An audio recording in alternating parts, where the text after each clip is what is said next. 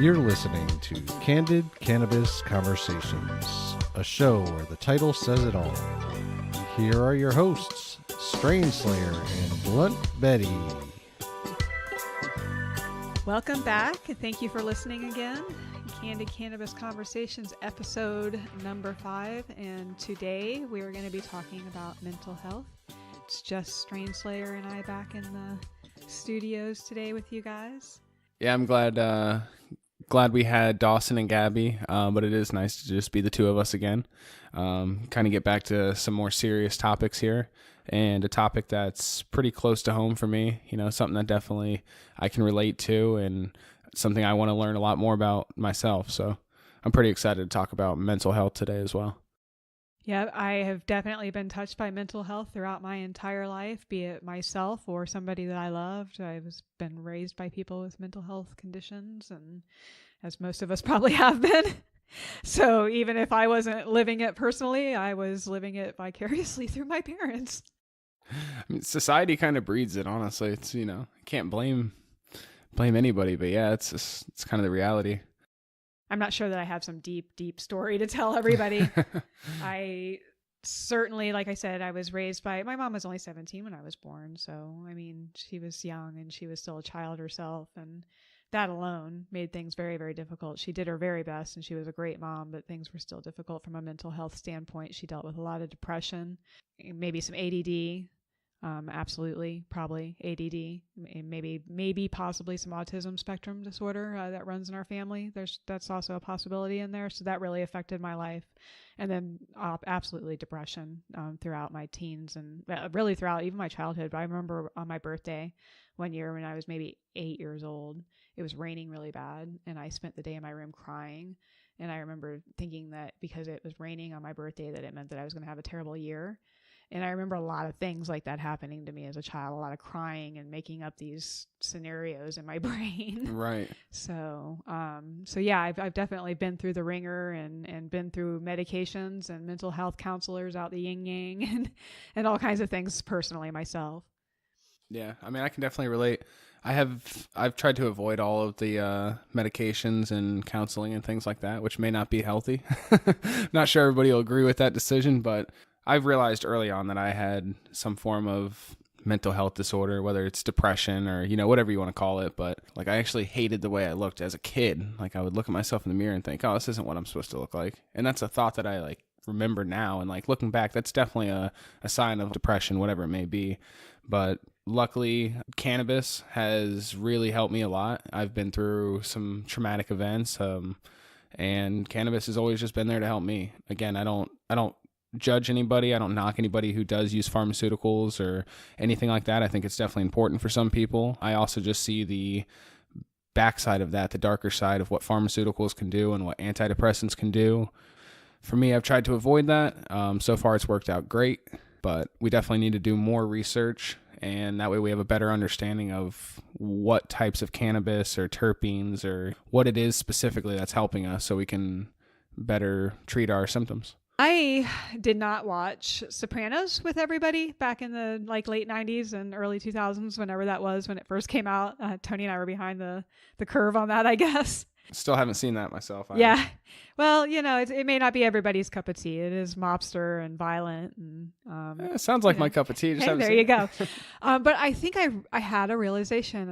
I learned something about it that I didn't know about it since I had never watched. And that is how much I think The Sopranos really affected mental health in general, from a therapy standpoint and from a antidepressant standpoint, because here you had this big tough guy going to a therapist and being vulnerable in front of the therapist, even though he was a mobster, and he started taking Prozac. And before that time in America, we went to therapy, but I think it was more maybe woman related. Men certainly went, but I think a lot of times it was marriage counseling, and the men kind of went because they were drug along and then they enjoyed it after that or something. But I don't think people were as comfortable. And I think that The Sopranos kind of changed some social things there in life where we started reaching out for help more. And certainly the invention of some of these drugs, if nothing else, I think they at least brought light to some of these mental health conditions. That's interesting. I mean, just based on the little bit of knowledge I have from The Sopranos, I definitely would have never thought you would learn mental health lessons from it, but I'll definitely have to check it out. That's interesting. Definitely back in those days, I would say pride and just the way social stigmas and the way people stereotype soft men, if you will, or, vulnerable, emotional people. Mm-hmm. So that is awesome. That's excellent that a show like The Sopranos can kind of shine light on that. Yeah, I think that it did bring to light some things. Like I said, a big topic was Prozac. Prozac came out in 1988. That one drug alone, that SSRI alone, completely changed the world of mental health treatment. One of the things that I was reading was an article that was written by Robert Nickel and Robert Whitaker in October of 2018. It's titled "Flooding the World with Psychiatric Drugs Could Boost the Burden of Mental Disorders." And it's really, really interesting what has happened. That's kind of where I was getting some of this information. More and more people are getting medical treatment for psychiatric disorders. The number of adults on government disability due to these disorders have more than tripled since 1987. The number of children so disabled by psychiatric disorders has been increased by more than 30-fold during this time. I think that there is some truth to be said about bringing light to mental health and us reaching out for help, but I don't think that 30-fold is strictly bringing light to the conditions. Yeah. There's something else going on. Absolutely. We were kind of talking about back in the day that it was kind of the stigma and how men don't want to go out and get help. But if I'm being completely honest, even in today's society, with as available as it is, I mean, you can Google and find places, and it's still not as easy to talk about as some people think it is. You know what I mean? A lot of people who have never dealt with depression or anxiety or anything like that, they're like, oh, well, if you have these symptoms, go get help. A lot easier said than done, even in today's society.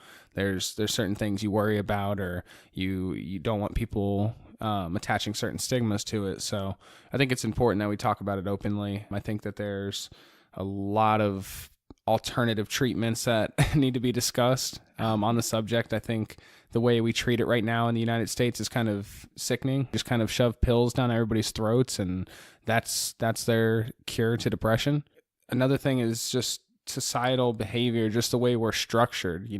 I'm wondering if that's not a main contributing factor to the growing rates of depression and things like that. Just the everyday stress of trying to keep up with such a fast-paced world. And to me, that's where cannabis comes in so great as a medicine. I mean, I can't name anything else that relaxes me, calms me down, and makes me understanding more so than cannabis. Like, to me, that's magical. Right. Yeah. I think on the topic of alternative treatments, I think that's a really interesting thing. Why do we jump right into, I don't want to say just pharmaceuticals, because I think a lot of people do go to therapy, but I know a lot of people, myself included, who have gone to therapy, and right away, even their therapist, who's not a psychiatrist, will say, you need to see a psychiatrist and get on medications. And why are we not looking? Why are they not teaching people how to meditate?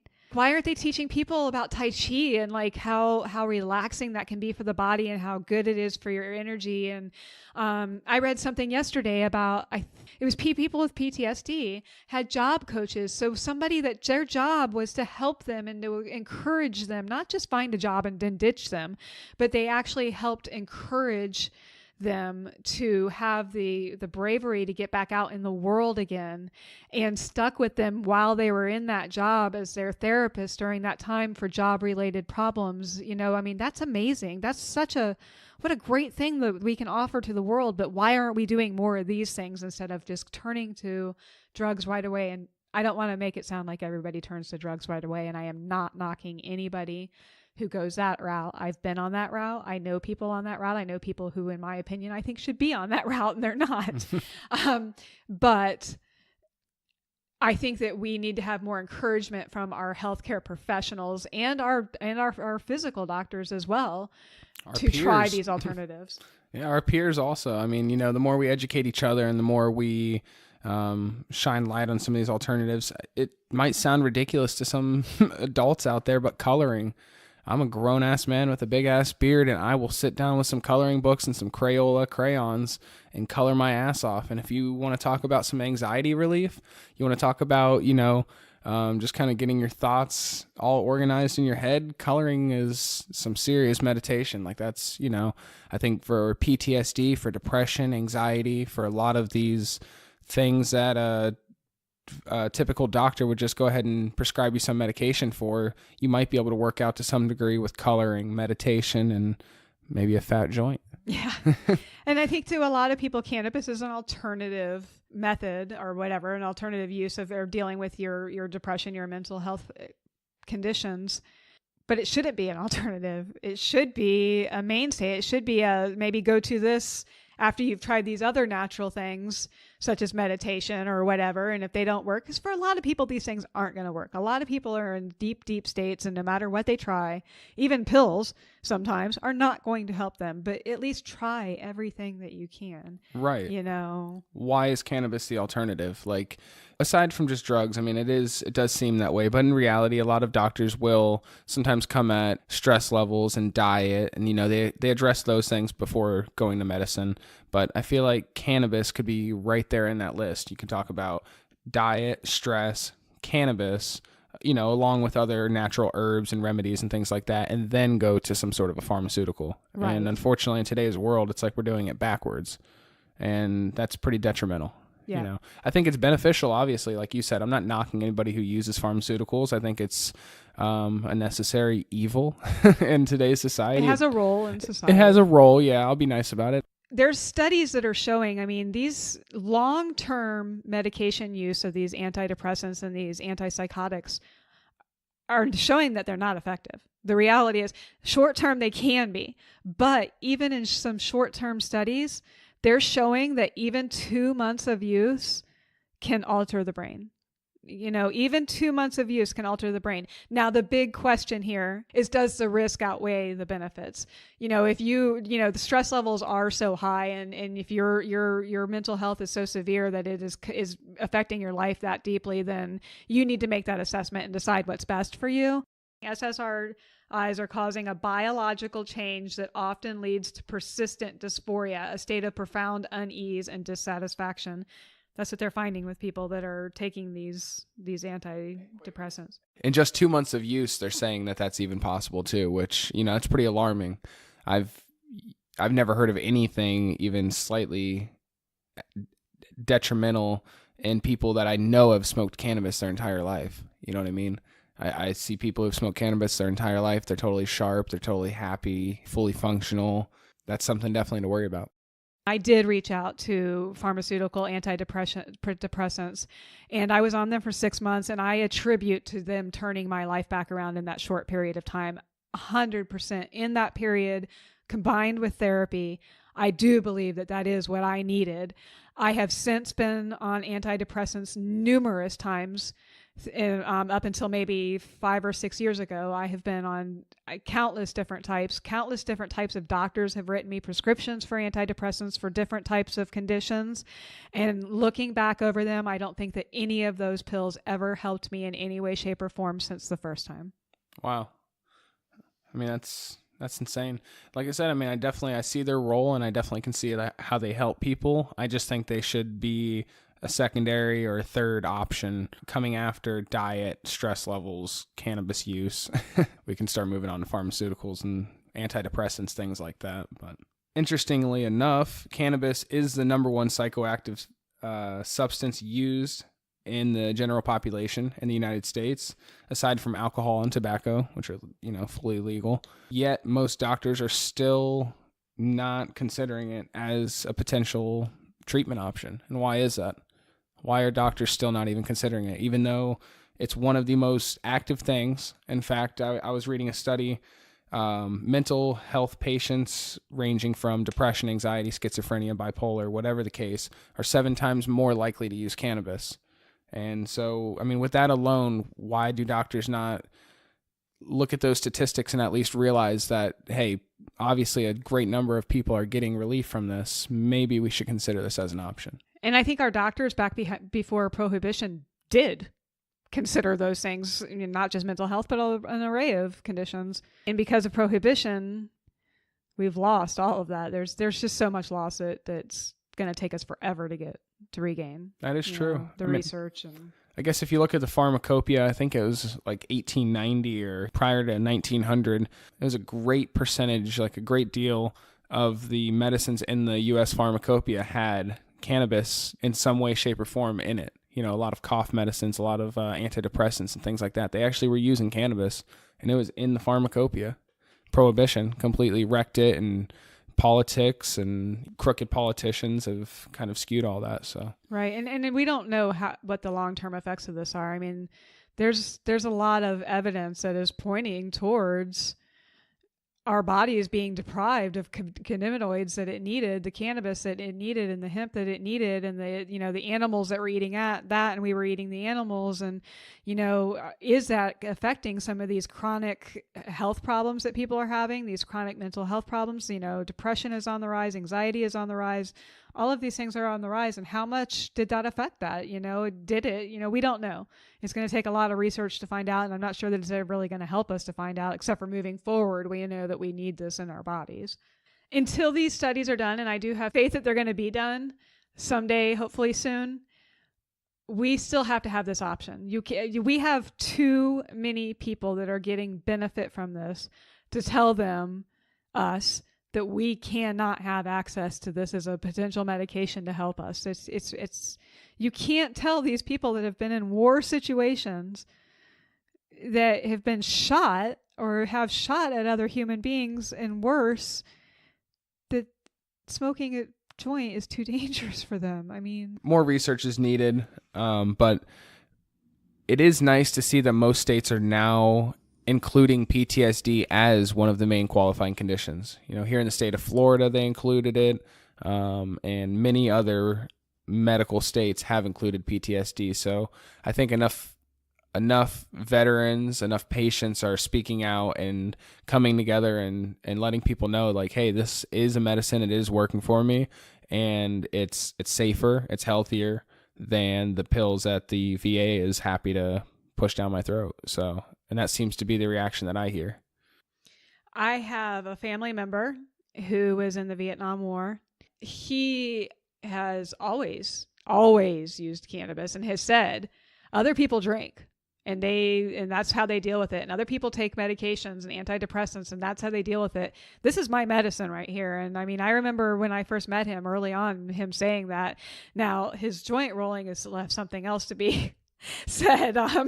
He would just take a paper and just like grab right into the bag, the old fashioned bag with seeds and stems and not pretty buds. And he just he'd hand you the joint. There'd be stems sticking out of it and be popping and crackling. Oh Lord. He was hilarious. He is absolutely hilarious, but he's in a state now where he has legal and recreational, and I haven't talked to him recently, but I'm hoping that he at least has some access to some quality stuff. And I think his blunt rolling has certainly changed recently. So it is cool that without the scientific evidence, without the research, he knew that cannabis was helping him. As a veteran, as somebody who I'm sure dealt with a lot of mental illness and as well as physical pain, that's incredible. And the fact that he was so open and genuinely willing, happy to let you know why he was using it, that's incredible. Yeah. He's one of my favorite people. He's a cool guy. On the topic of PTSD, I was actually just reading a study from Greer and colleagues. They reported on 80 patients with PTSD who are approved for medical marijuana use in the New Mexico medical marijuana system. They found a 75% overall decrease in each of the 3 symptoms that are studied in a study that's called CAPS. It's the Clinical Administrative PTSD Scale Scores.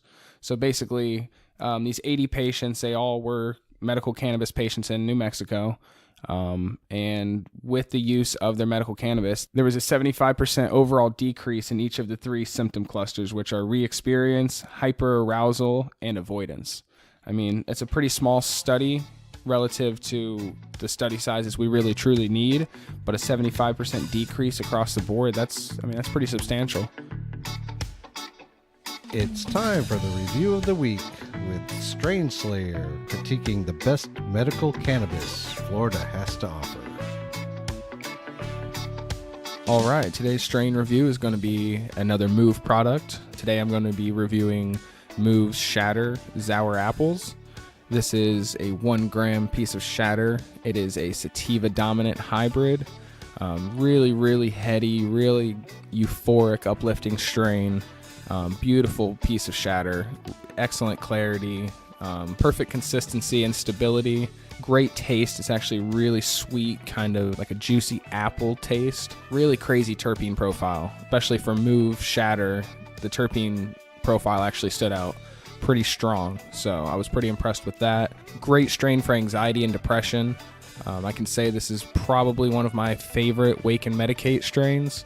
I seem to really just be in a great mood all day when I start off with some sour apples. I've had this in shatter, I've had it in crumble, and I've also had it in their disposable all-in-one pens, and I've been happy with every single one of them. Great terpene profile in all three. Big shout out to Move. Thank you guys for producing some really high quality meds. The sour apples, again, my favorite wake and medicate strain. When I got physically ill several years ago and things started kind of going downhill for me, eventually I started seeing a neurologist psychologist. So she kind of dealt mostly with geriatric. And so she kind of understood like psychology on a neurological level, not just on a psychological level. And she helped me understand something that no other psychologist had ever talked to me about before, that as a child I had experienced so much weird shit and trauma.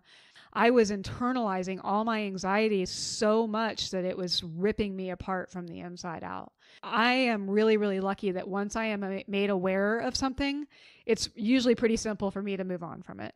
So it was a pretty quick process of maybe a couple months of more of therapy with her before I was able to really move beyond that. But it's constantly, always in my life. So I have to be so cognitive of that all the time now because it was hardwired into me. It had become such a everyday, every breath I took was riddled with anxiety, and I wasn't aware of it because of the way that I was manifesting it. I actually have my golden retriever, Bubba. He is a registered emotional support dog. I've had a psychologist or whatever, actually write the recommendation for an emotional support dog and things like that. So I definitely have some sort of an anxiety disorder. For the most part, cannabis has kept it at bay to a degree that I can't even explain. Like there's been times I've had panic attacks that cannabis has completely stopped it in its tracks and completely turned it off. And I think one of the most incredible stories for me, having parents that were so anti-cannabis, I remember one time my mom picked me up from work and I was having a panic attack, freaking out. I may have talked about this before, but this was kind of one of those moments that sticks in my brain as a turning point for me in cannabis and education. Was I'm having a panic attack. I ask my mom to stop at my friend's house. I go into his house, I smoke a joint, I come back in, I'm totally fine, I'm laughing, I'm having a good time. And my mom's like, what the hell just happened? Like you were just freaking out a second ago. I said, look, I just smoked a joint, I'm not going to lie to you, and I feel great. And if that's not medicine, then what is? And, like that to me was one of the first times that I realized like cannabis really is the best thing I had ever come across for dealing with anxiety disorder, depression, things like that. And that's definitely one of those things that if you're not affected by it, if you've never had anxiety or anything like that, people can't really relate to. But it's a terrible feeling. I mean, anxiety is literally your body telling you something's like terribly wrong and you need to like fix it. You need to figure everything out right at that second. So I really am thankful that I changed my mind on cannabis, being anti-cannabis most of my life. Like who knows where I would be, if I didn't have cannabis to calm me down, I may have went the pharmaceutical route and could have ended up exactly where a lot of my family did. But yeah, on the topic of anxiety, I was actually just reading this interesting article on Leafly the other day. The article that you're talking about on Leafly right now is called Got Anxiety? Study Finds Cannabis Strains to Try or Avoid, and it's written by Emily Erlbaugh, and it was written this year in January of 2019. So it's pretty current, and I recommend anybody out there go ahead and look that up, because I may not be necessarily good about getting everything up on the site since it's still under construction at this time. So I've tried actually doing strain reports and strain reviews and trying to figure that out myself.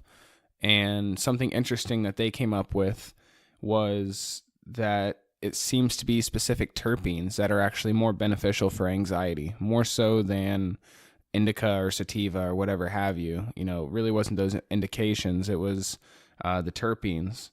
And some of the best strains were Bubba Kush, Skywalker OG Kush, Blueberry Lamb's Breed, and Kosher Kush.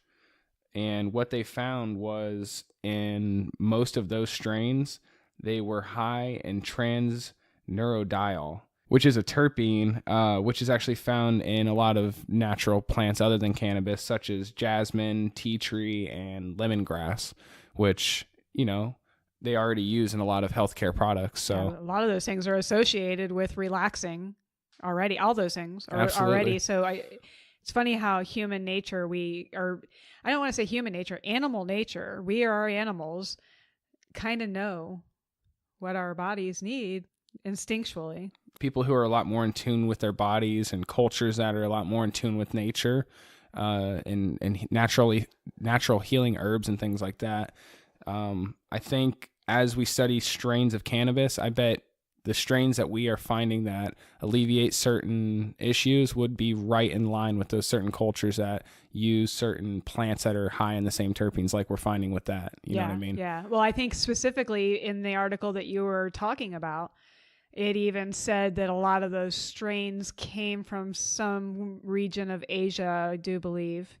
Well, 3 of the 4 strains that I had just mentioned that were on the top list were Kush. You know, you had Kosher Kush, Bubba Kush, Skywalker OG Kush.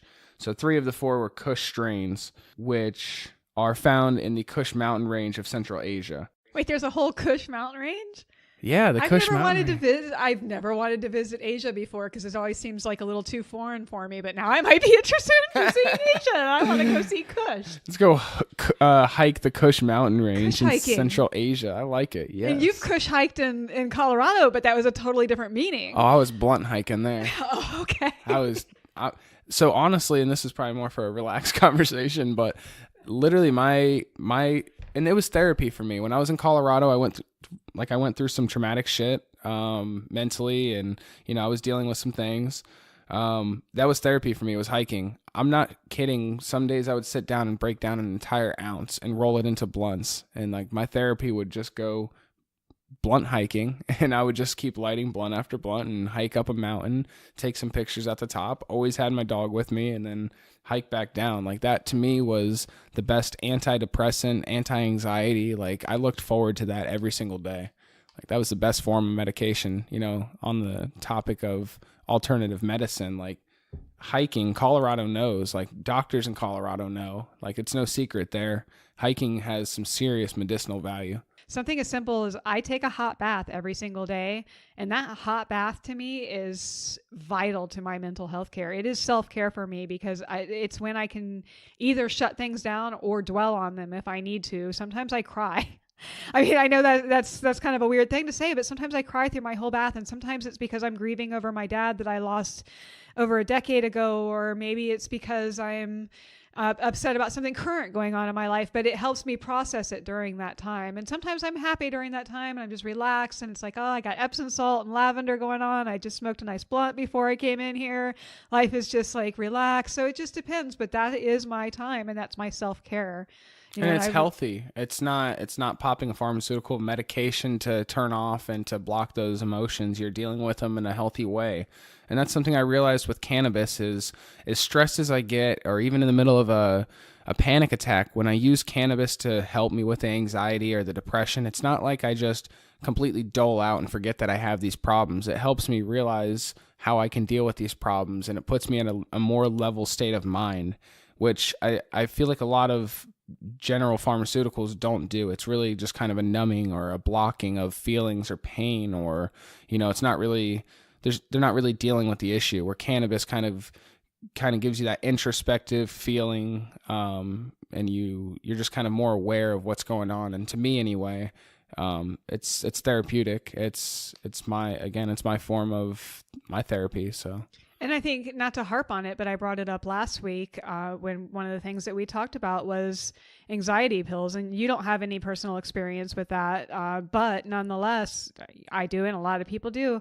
When you're dealing with anxiety and you take a Klonopin or a Xanax or something like that, that affects you, like, seriously. I can't drive. I for a long time, it affects me all night long. I may sleep. That is the one thing I can say. I do sleep soundly, but it's not worth it. It's not worth the feeling that I have the next day. I am in a fog. I can't think straight. I am, like I said last week, I'm a bitch. I am cranky. Everything sets me off and it is heightened, and I'm alerted and I'm miserable. Why would I take one of those pills and do that to myself when I can use cannabis and it's just an everyday part of my life and it just helps? It just helps. I read an article just recently, and it was saying that when you reach that point where a lot of people take breaks from cannabis because they're not getting high anymore, that's actually the perfect level for your body. Your body has actually reached its level where it's no longer getting stoned, but it's getting its medical value that it needs. And they compared it to that first sip of hot coffee when you first wake up in the morning on a cold morning, or for me, sliding into a bathtub. That's I don't get stoned off of cannabis, but that's the feeling I get from cannabis when I need to have that relaxed feeling in my life. And then an hour later, I move on with my life, and it doesn't affect my entire night and morning the next day and how I think. But a lot of people I know need that high, especially I think in, like, with, for instance, panic attacks. I don't mean need the high, but what I mean is that mellow, that chill. What cannabis does for you in a moment, I think, is what they do need that, you know. Absolutely, especially for panic attacks. I mean, there's not, for me, no breathing technique, no anything else that I've ever heard of has that same instant relief that cannabis can provide safely. Since you had brought up the fact about the transnurladol, however you say that, that's being one of the most effective terpenes that they found. The one that they found to be least effective for anxiety was terpinolene. That was the one thing, and that's also very rich in Jack Herer and other sativa dominant strains. So that was another interesting, so on the flip side of what's not good for anxiety. It's funny that they say that. And I've always said this, most strains that cause people anxiety actually help my anxiety. And it's funny they put Jack Herer on there because that's one of the main strains that I actually reach for if I have for anxiety. And more so for, I guess, depression, but it actually helps me a lot. But they're saying that's actually... Guaiol, Gua. I sound so ignorant when I do this, and I hate to sound ignorant. However you pronounce that word, was the only perfect correlation found in all three of the 4 least effective strains, and none of the most effective. So That was the only one, and even that was in small traces from my understanding. Other terpenes such as eucalyptol, G-terpenine, it goes on and on, were significantly correlated with decreased anti-anxiety effect, but were also present in such small amounts in all of those other ones that it's hard for them to really break it down, It'll be nice, and I keep going back on when we can do the research, but, when we can isolate these terpenes and have them in large quantities and be able to study them, specifically, I'll be interested to see, because another one like limonene, for example, seems to be great for my anxiety, but it's also something that's great for gastrointestinal.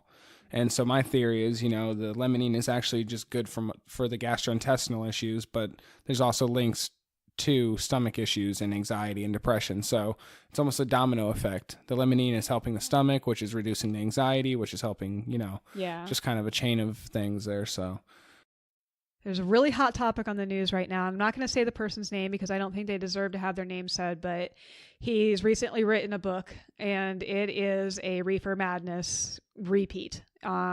He's been on Fox News, and he's been all over the place discussing about how Cannabis does cause schizophrenia in young people's mind, how young people have to be turned away from cannabis, and he's harping on it. They are using studies that are so anecdotal. So there's a difference in scientific studies where scientists are in labs and they're like testing things, and even from a psychological standpoint, how they go about a scientific study is very different than the type of study where they cue people and they question people and they ask people these things. So this study that he is using to prove that shows that cannabis causes psychosis in young people's mind was done by self-reporting. But, a lot of these studies are based off of asking people what street strains they used. Dealers can call a strain any freaking thing they want to call a strain. They can call it sour diesel, even though it's an indica. They don't give a fuck what they call it. They're just going to throw some fancy name at you so that you'll buy their pot from them.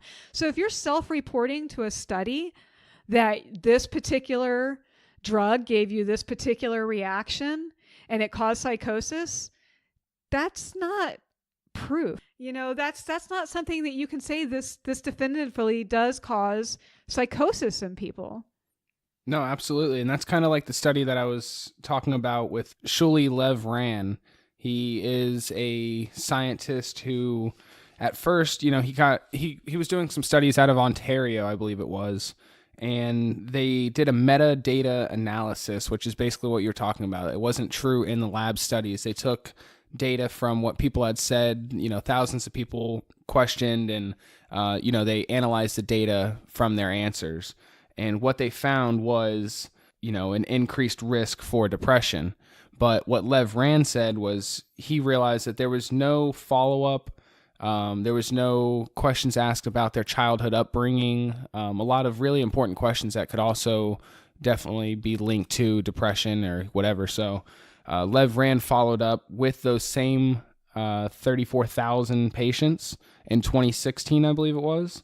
And what he found in a follow-up study was that regardless of frequency or infrequency, there was no difference in the rates of depression.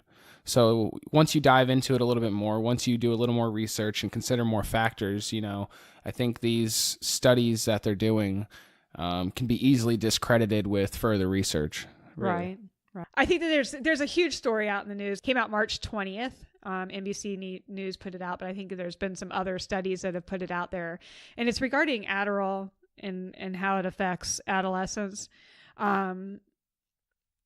Researchers found that patients who had been newly prescribed amphetamines such as Adderall and Vyvanse were more likely to develop psychosis than those who had received a prescription for methylphenidates, such as Ritalin and Concerta. So in other words, some of these different chemicals that they're using are actually causing these things. While psychosis with either class of medication is still relatively rare at a rate of 1 in 660 patients, experts caution that the patients should know about the increased risk. We don't have evidence that shows cannabis definitively are causing these things or affecting these things. That's a serious issue. That's a serious problem. Why are people ignoring the facts and the studies that prove things, but latching on to anecdotal evidence? That's a huge concern. How many kids are on Adderall right now? I mean, is that the one that college kids or maybe even high school kids are crushing up and snorting? Yeah, college kids. Snorting, not just pills? That's something I never even heard of until, I was 19, 20 years old. Kids were asking me, hey, do you know where to find Adderall? And I was like, what the hell is Adderall? They're like, it's an ADD medicine. I'm like, why do you want it? Yeah, that's just... And yeah, apparently it's chemically not far from methamphetamine. It's highly addictive. Well, it is an amphetamine. It's just not meth. Yeah, so right. Yeah, it's almost there. The chemical structure side by side is like identical to methamphetamine. Yeah. And, causing psychosis, like that's one of the only things that I hear, even people who are for cannabis. I've heard, people say, oh, well, I'm for cannabis, but kids shouldn't smoke it because it might cause psychosis, and it might. There's no definitive proof. There's no studies that show that. But that's still kind of just a general fear with cannabis. And here we have studies coming out with a drug that people are happy to give to children. And it's, how many children, or what was the number? 660 patients, and basically what it found is that teens and young adults may be more likely to cause symptoms such as paranoia, hallucinations, delusions, hearing voices. Psychosis. That's psychosis. That's not anecdotal. This is evidence of this.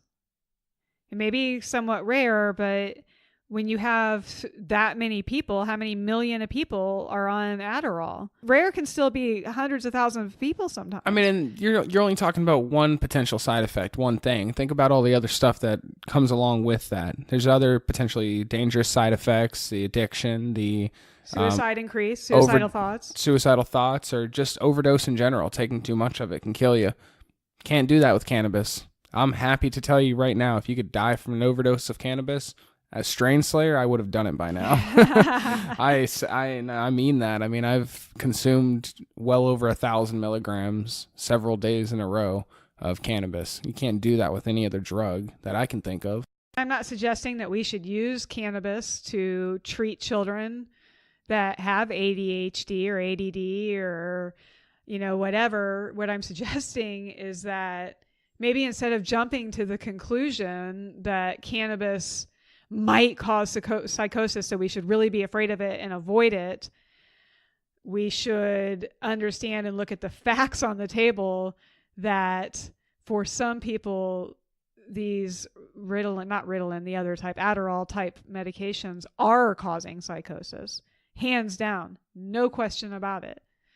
And again, yeah, I'm not advocating and saying we should treat children with cannabis necessarily, but CBD or maybe cannabis terpenes to some degree in small micro amounts. I mean, there's a lot to be studied, and I think there's a lot we could learn.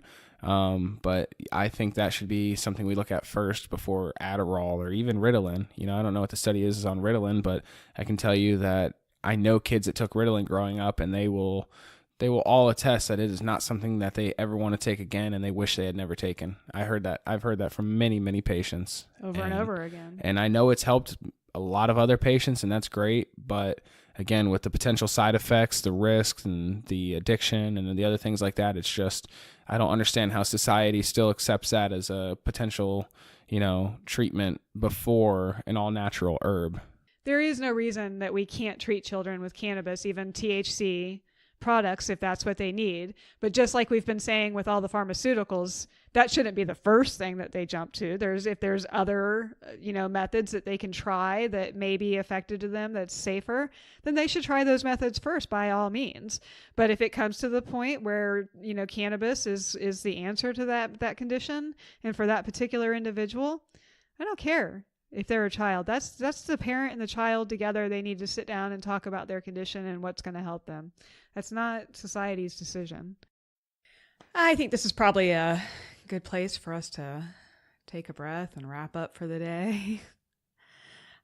Certainly been eye-opening. I think one of the fun things about us researching and doing things separately is that I learn from you and you learn from me. We both kind of bring something to the table together. That's been fun to read into some of learn a little bit about your research. Yeah, for sure. And I'm definitely no mental health expert by any means. So it was nice to learn a lot and to hear what you found. We're both researching the same subject and found completely different information. So I look forward to learning more and being able to educate and help patients choose which medicines and make a proper decision on what to use for certain ailments, or, maybe bring some ease or peace of mind to patients that are kind of on the fence about using cannabis for mental health. Hopefully with the information we've talked about today and the stuff we learn here in the future, we can help educate those patients. I think something else that I really brought home today too is that mental health is a huge subject. And so I look forward to doing episodes in the future that are maybe focused on each different subject that we talked today on, because we kind of briefly went over a few things and we briefly wanted to go over a few more things that we didn't have time for. So future episodes, more education on our part and sharing that's going to be great. I appreciate everybody listening again. Episode 5. Next week, we probably tone it down a little bit. Maybe change subjects, kind of, what are we thinking? Music? Music, yeah, unless something more pressing comes up in the meantime. But yeah, maybe music. Might be a little tight schedule that we've got coming up. You've got the beach cleanup coming up on March 30th in Fort Myers, Florida with Strain Slayer. Please make sure to join him for that. But with that being said, that also is going to make a tight schedule for us. So please be forgiving if we're a little tardy. I think we can pull it off. Yeah, it's going to be tight, but I know we'll make it happen. So thank you so much for joining us today. I can be found on AskBluntBetty.com. And you can find me always at strainslayer.com or on Instagram at strainslayer. We will see you next week. Bye-bye now. Thank you for listening to Candid Cannabis Conversations. If you enjoyed this episode, please make sure to leave us a review on Google Play and iTunes. Blunt Betty and Strain Slayer can be found on all the popular social media outlets, as well as CandidCannabisConversations.com. Again, we appreciate you following us and look forward to you joining us for the next episode.